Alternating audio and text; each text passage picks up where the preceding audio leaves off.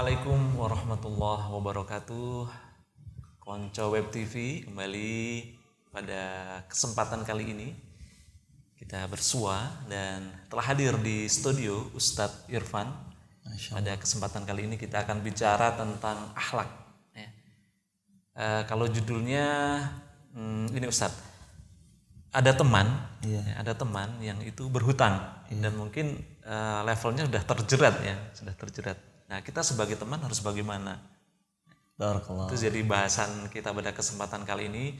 Namun jangan lupa kita harus senantiasa bersyukur kehadirat Allah Subhanahu wa taala karena kita masih diberi kenikmatan sehat, kenikmatan iman itu yang utama, dan mudah-mudahan dengan kenikmatan-kenikmatan tersebut kita bisa menjalankan ibadah puasa atau ibadah-ibadah lain di bulan Ramadan ini dengan secara totalitas. Sholawat dan salam semoga senantiasa terlimpahkan kepada Nabi Agung Muhammad Sallallahu Alaihi Wasallam. Monggo Ustadz menjelaskan kepada konco-konco Web TV tentang akhlak terkait dengan hutang piutang. Bismillahirrahmanirrahim. Jazakumullah sana jaza, Mas Aziz. Alhamdulillah wassalatu wassalamu ala Rasulillah. La haula wala quwata illa billah. Hutang ini harusnya menjadi momok yang harus ditakutkan oleh setiap orang yang beriman. Kenapa? Karena Rasul yang mulia bersabda dalam hadis Tirmidzi, nafsul mu'min mu'allaqatun bidaini. Jiwa seorang mukmin itu tergantung, nggak boleh masuk surga gara-gara hutang. Bahkan kalau dia mati syahid, Kita tahu keutamaan orang mati syahid kan nggak dihisap, nggak diazab, dikubur beserta pakaian. Ya udah meninggal langsung kuburin. Ada jaminan surga, langsung bypass. Surganya tuh nggak pakai ngantri dulu. Kalau misalkan orang pada umumnya meninggal, dia bakal antri di padang mahsyar, kemudian ditimbang amalannya, berat yang mana, berat amal solehnya atau berat amal salahnya. Itu kan orang pada umumnya prosesnya menegangkan. Tapi orang mati syahid langsung surga, ketahan Mas Aziz, ketahan, nggak boleh masuk surga. Kenapa ya Allah nggak boleh masuk surga nih? Tuh utangmu masih ada tuh 3.000 sama penjual gorengan. Wah. Makanya ini harus banget ditakutkan oleh semua orang yang beriman. Takut jangan sampai ngutang, jangan sampai punya utang, apalagi mati masih meninggalkan hutang. Jadi yang pertama harus punya dulu rasa takut. Nah, sekarang nih saya pengen tanya balik ke Mas Aziz, kira-kira Mas Aziz pernah ngalamin enggak ngutangin orang, datangnya mah nangis memelas, begitu nagih dia begini. Waduh, kayak gantian kita yang memelas padahal itu uang kita. Pernah ngalamin Mas Aziz? Ya, kalau spesifik apa yang disampaikan Ustaz sih belum. Cuman kita pernah melihat ya kondisi semacam itu. Masya Allah, tabarakallah. Ini juga harus jadi catatan nih buat teman-teman yang disayang Allah dimanapun teman-teman berada. Seseorang kalau mendengarkan hadis Nabi dan hatinya kemudian mengingat-ingat setiap detail kalimat per kalimat, harusnya takut. Sebagaimana kata Nabi yang mulia Shallallahu Alaihi Wasallam, seseorang dalam hadis Ibnu Majah yang dia punya hutang, kemudian dia enggan membayar hutangnya, maka besok di hari kiamat dia akan dibangkitkan dengan gelar pencuri. Kenapa gelar pencuri? Dia ngutang tapi dia nggak mau ngelunasin utang-utangnya, dibangkitin dalam gelar yang tersemat di dirinya itu dengan gelar pencuri. Nah, tugas kita sebagai teman ingatkan. Fadzakir innama anta mudzakir. Ingatkan. Tugasmu itu hanyalah memberi peringatan. Kamu punya utang ya sama saya, tolong segera dilunasi.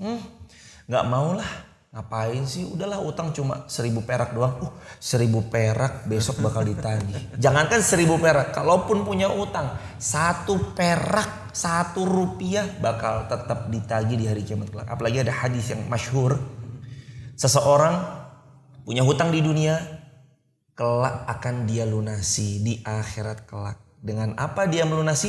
Dengan pahalanya. Jadi kalau misalkan ada si A punya utang sama kita 10.000, dia meninggal utangnya belum lunasi dan kita merasa oh saya nggak ikhlas. Kita meninggal, keduanya bertemu nanti di sana di akhirat dibayar, bukan dengan dinar dirham, karena di akhirat nggak berlaku lagi. Ya. Dinar dirham, dolar, rupiah, rupiah, ringgit atau apapun itu nggak berlaku. Yang ada di sana pahala. Kalau dia punya utang, dia akan menyaur utangnya dengan pahala yang dia punya. Kalau pahalanya udah habis gimana?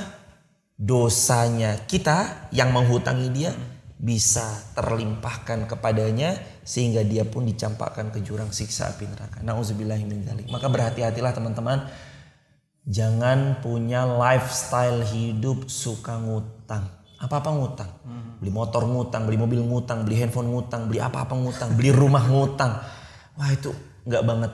Rasul kan pernah ngutang, Iya, Rasul pernah ngutang sallallahu alaihi wasallam, tapi catat baik-baik. Gimana cara Rasul ngutang? Rasul pernah membeli gandum dengan cara hutang, tapi beliau gadaikan baju besi beliau yang harganya 30 kali lipat dari harga gandumnya. Itu namanya menggadaikan. Jadi kalaupun beliau meninggal, ada jaminan yang bisa melunasi hutang beliau. Itu yang pertama. Jadi beliau punya jaminan. Yang kedua, Nabi ngutang buat beli gandum, buat makan. Kita hari ini ngutang buat apa? Foya-foya. Beli handphone, beli tas branded, beli jam tangan branded, beli hal-hal yang supaya dia tuh udah keren loh hidupnya, udah bawa mobil sendiri loh. Padahal utang semuanya. Jangan buka pintu hutang. Kalau saran saya personal, saran saya pribadi, jangan buka pintu hutang. Apapun bentuknya kalau bisa jangan ngutang. Usaha dulu sesuai dengan kemampuan kita. Pasrahkan sama Allah, tawakal, setelah ikhtiar terbaik, jangan buka pintu hutang. Barakallahu fikum. Oke, Ustadz. Terima kasih Ustadz, bahasan yang menarik. Intinya ketika tidak terpaksa sekali ketika tidak terpaksa sekali kita hindari hutang, dan kita doakan Ustadz. Tentu banyak saudara-saudara kita, teman-teman kita yang masih terlilit hutang, Allah segera lunaskan hutang-hutangnya. Amin ya rabbal alamin. Baiklah, Konco Web TV, bahasan yang menarik ini tentu akan menambah ilmu bagi kita, dan bukan hanya menambah, tapi akan merubah pola hidup kita agar kita senantiasa terbimbing. Dan terima kasih telah hadir di sini Ustadz, dan juga terima kasih kepada para pemirsa sekalian. Kita akhiri pertemuan pada kesempatan kali ini. Wabillahi taufiq wal hidayah. Assalamualaikum warahmatullahi wabarakatuh.